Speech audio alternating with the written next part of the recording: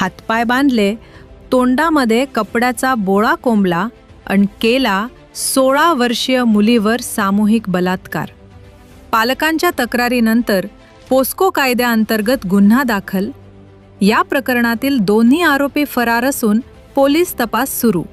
घटनेमुळे परिसरात संतापाचे वातावरण निर्माण झाले. बीडच्या परळीमध्ये 16 वर्षीय मुलीवर सामूहिक बलात्कार करण्यात आल्याची धक्कादायक घटना घडली आहे.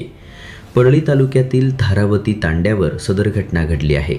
या प्रकरणी मुलींच्या पालकांनी दोघांविरोधात तक्रार दाखल केली असून त्यांच्या विरोधात पोस्को अंतर्गत गुन्हा दाखल करण्यात आला आहे.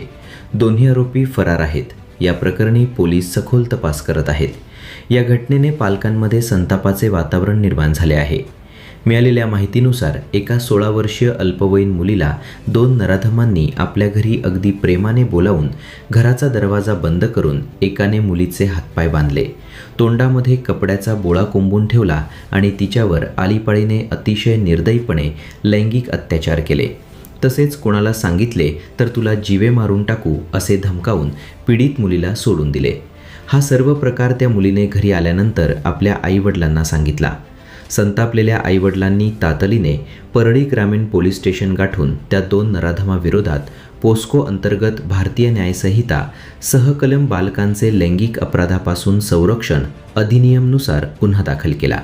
यामधील दोन्ही आरोपी फरार झाले असून त्या नराधमांचा शोध सुरू करण्यात आला असून पुढील तपास पोलीस करत आहेत.